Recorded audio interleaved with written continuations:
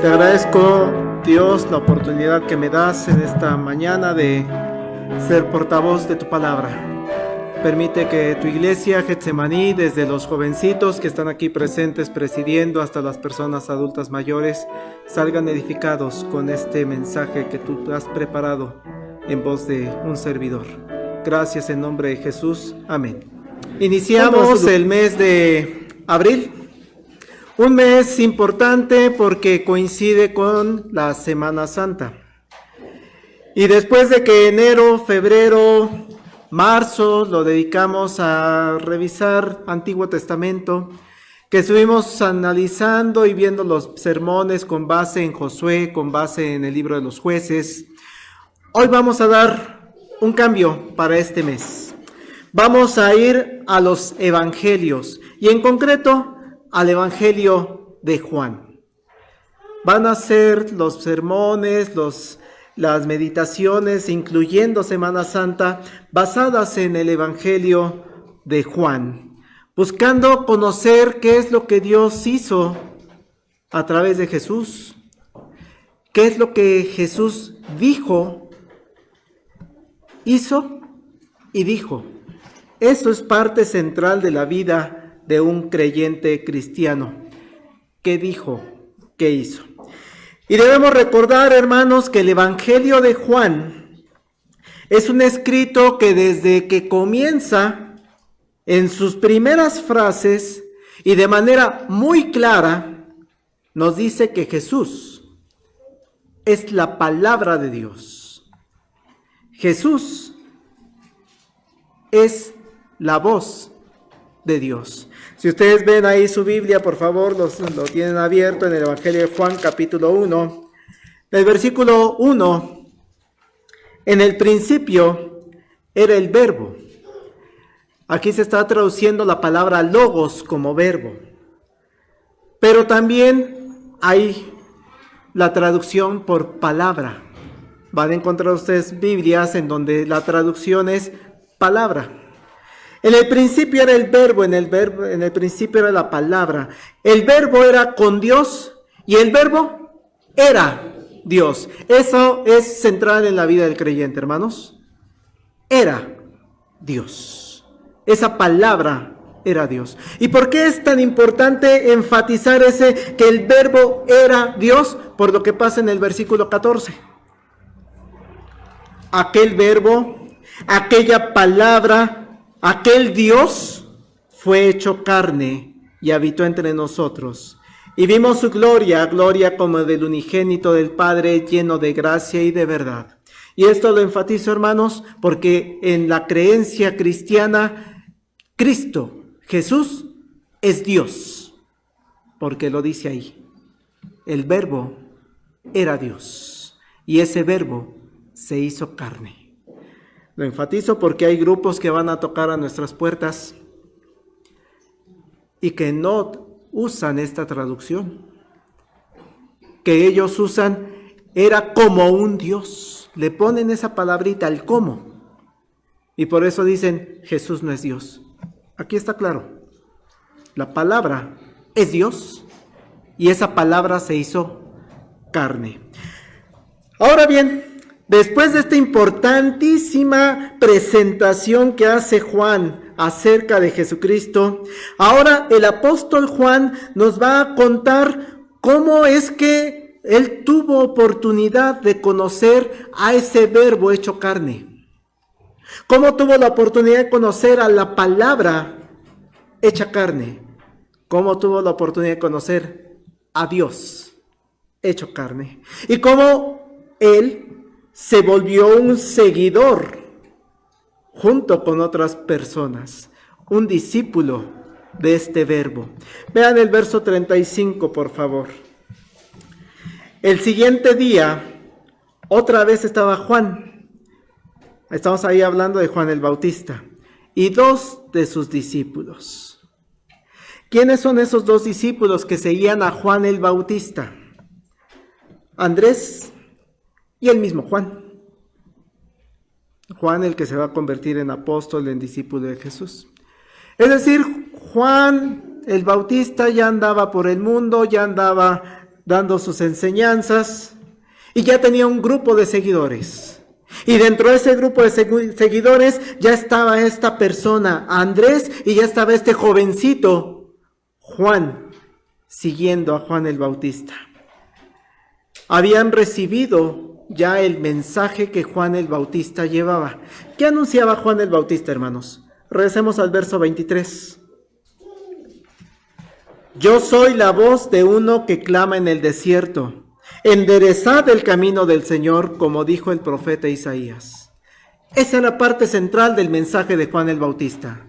Decirle a los judíos, enderecen su camino. Regresen a Dios. Así como en el tiempo de Isaías, que Isaías también les decía al pueblo, enderecen su camino, vuelvan a Dios. Ese era el trabajo de Juan el Bautista. Claro, suena cortitito, pero Juan el Bautista, todo su discurso giraba alrededor de esa enseñanza. Y Andrés y Juan, este jovencito, lo escuchaban y se volvieron discípulos de Juan el Bautista.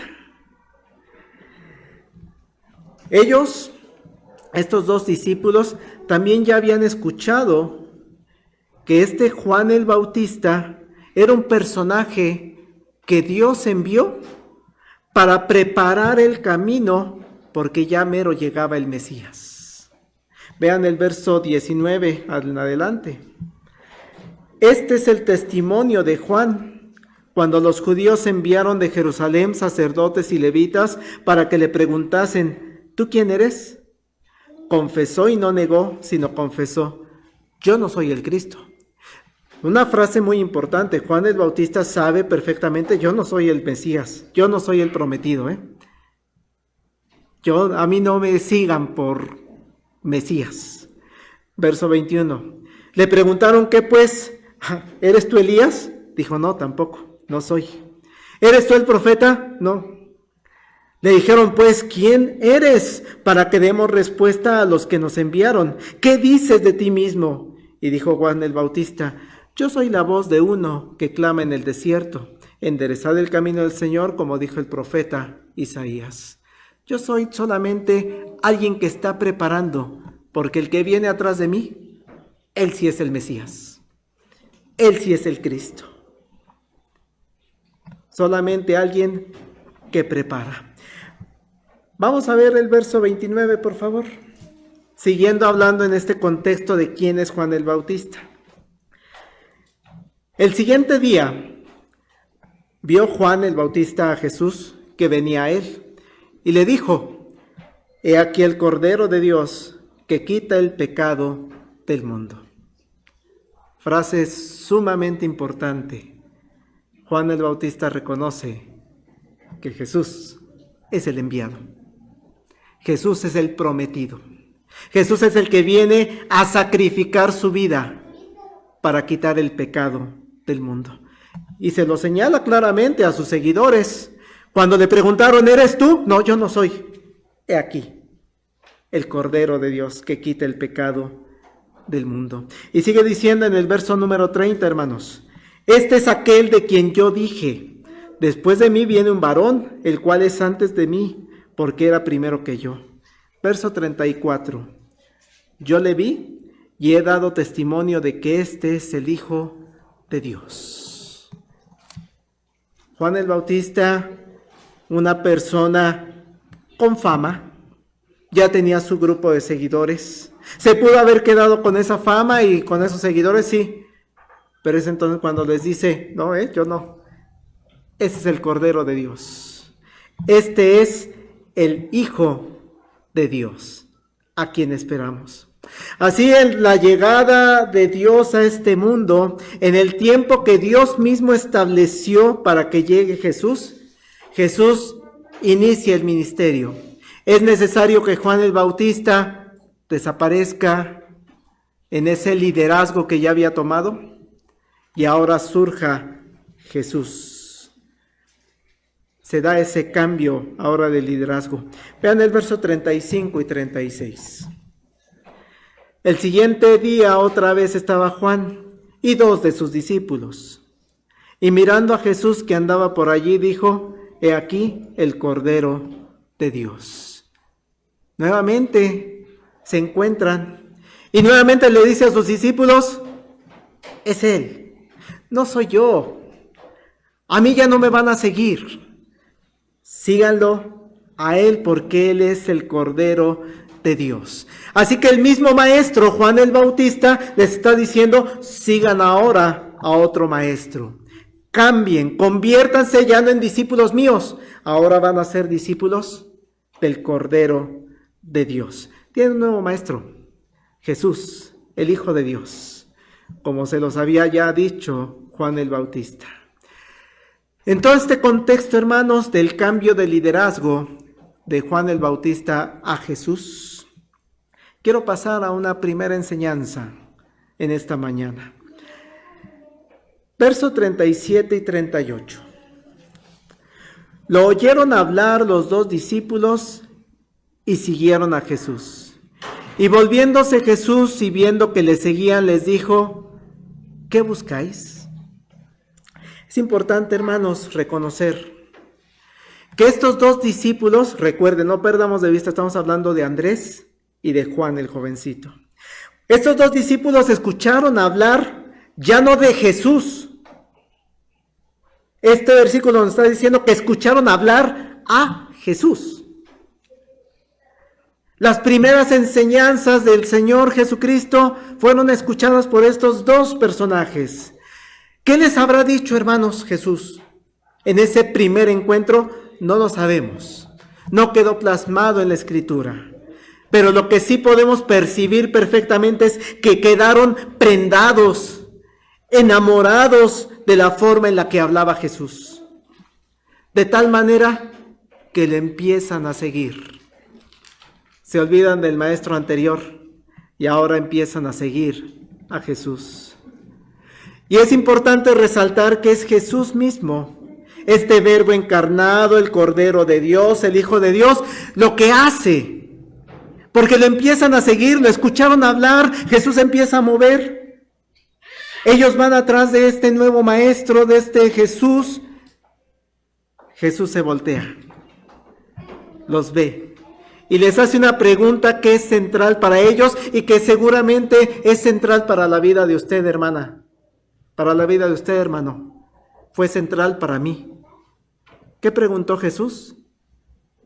¿Qué buscáis? ¿Qué buscan, hermanos? Esa es una pregunta muy importante para Andrés y para Juan. ¿Qué están buscando? ¿Buscan un maestro? ¿Un gran maestro que les dé enseñanzas filosóficas? ¿Eso es lo que andan buscando en Jesús? ¿Andan buscando un maestro que les enseñe cuestiones de religión? O tal vez como muchas personas de su tiempo, ¿qué buscan? ¿Un líder militar que los va a liberar de la opresión romana?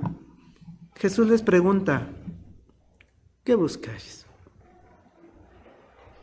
¿Me quieren seguir? Díganme qué buscan. ¿Ya escucharon hablar a Jesús? Él ya lo reconoció como parte de sus primeros seguidores. Ya se está dirigiendo directamente a ellos. Pero de lo que escucharon, Andrés, Juan, ya me escuchaste un primer discurso. ¿Por qué decidieron seguirme? ¿Qué están buscando? ¿Buscan acaso en su corazón a Dios? ¿Y creen que siguiendo a Jesús van a encontrar a Dios? ¿Qué están buscando? ¿Buscan la salvación de su alma? Porque las promesas del Antiguo Testamento dicen que un Mesías, ¿eso estás buscando? Va a venir y se va a sacrificar por ti. Qué hermosa pregunta, hermano. ¿Qué buscáis? Y esa es la primera enseñanza que quiero dejar en este día.